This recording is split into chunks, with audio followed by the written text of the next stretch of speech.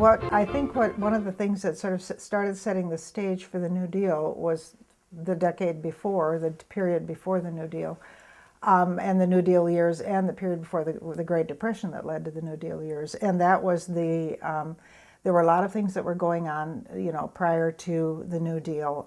The agriculture depression during the 1920s caused a lot of hardship among farmers and among others, especially small farmers. So you started to see things starting to happen that would lead to hardship among people in the United States. In addition, we started having some of the progressive influences. We did see progressive influences in the early decades of the 20th century. So you had things going on like fighting against unscrupulous business practices, fighting for women's rights, fighting for prohibition, which of course was not successful, ended up not being successful in the long run.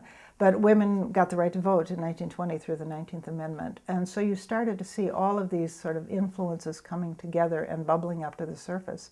And so I think there was a lot going on in the early years of the 20th century. From a lot of different influences were taking place that perhaps started to have influence what was going to happen in the New Deal and during the Great Depression years.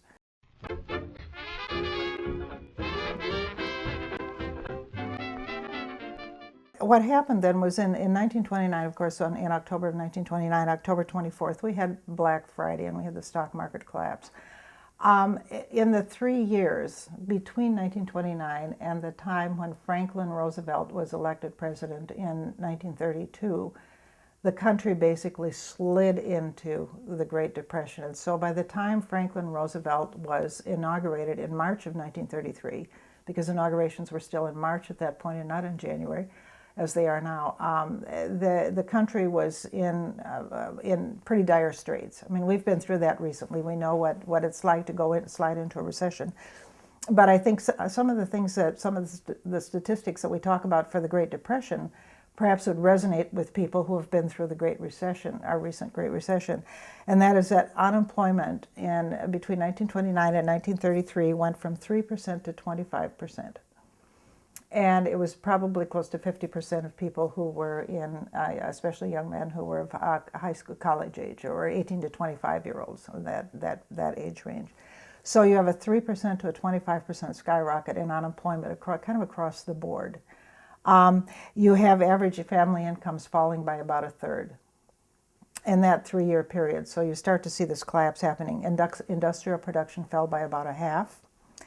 Housing starts fell by 4/5.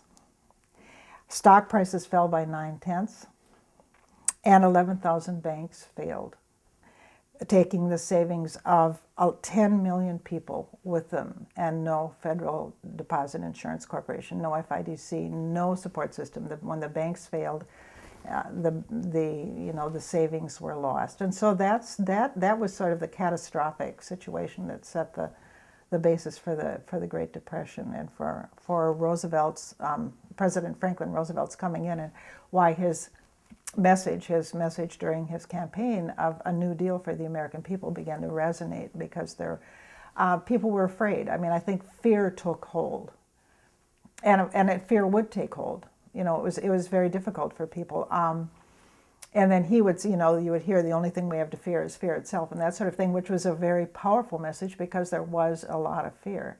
And when we did interviews with several of us who had gone into the Civilian Conservation Corp, and when we asked them what the early years of the Great Depression were like, they would say, our parents were afraid all the time. They had no food. Our parents couldn't feed our families. We didn't know what we were going to do.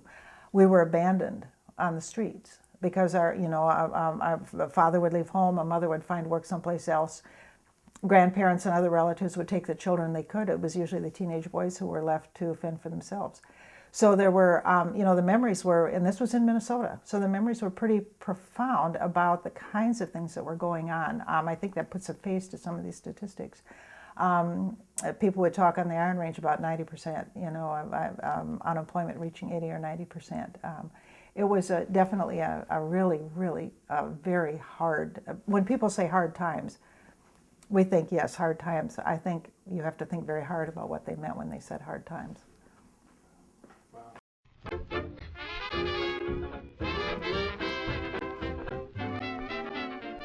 There was a lot of concern. There was a lot of fear still going on at that point. So there was a lot of concern about just people's livelihoods and being able to support oneself and one's family. So yeah, it was a tumultuous time.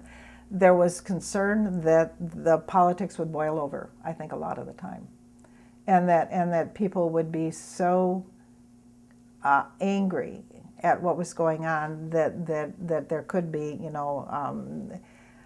people credit Roosevelt with providing a certain amount of stability. And as they said, as historians will sometimes say, Roosevelt, people didn't always like his policies, but they liked him. And so you see this division where you see the Supreme Court saying, no, we're not going to give you everything we want, or the Congress saying the CCC was slated to become a permanent part of government, and Congress saying, Mr. President, you can't have everything you want. We'll fund it year by year until we see what's going to happen to it, or the WPA, you can't always have everything you want. And I don't know that that was slated to become permanent, but Mr. President, I know you want to support these things, but Congress, we're going to put the brakes on you a little bit.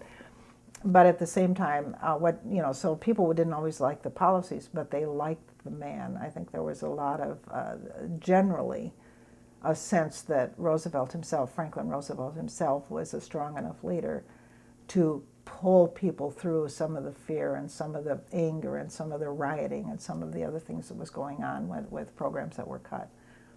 And so, because there was a lot of anger, there was a lot of concern. There were the farmers coming in and the farmers' strikes and that sort of thing, lobbying, having had a decade before of problems.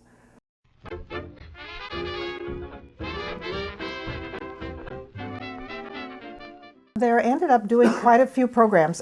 There was one of the things that happened that was kind of interesting, I think, is that we had in the United States at that point, we had what we called relief. And that, people think about welfare now, there's a great difference between the two. But the relief programs in the United States at that time were traditionally, and they had been for a long, long time, they had been throughout the history of the United States, relief programs were local. And they were primarily one-stop shop help things. And so people would go, if you did run into trouble, if a family of the provider got sick, went to the hospital, couldn't, you go to your local county or township board or group, your relief, and ask for help. And someone would bring you a bag of groceries, someone would buy you a tank of gas, someone would pay your rent for the month, that sort of thing. And so that was a very local kind of a self-help sort of thing. And of course, as the country started deciding the Great Depression, the relief was just overwhelmed. So you start to see the governments stepping in through the Federal Emergency Relief Act and then the state doing the same thing, trying to sort of coordinate all of this. And among other things, there was money given out. That was the dole. That was not popular. No one wanted to be on the dole, as they said. You see work farms and all sorts of things happening through relief. That was how we handled things.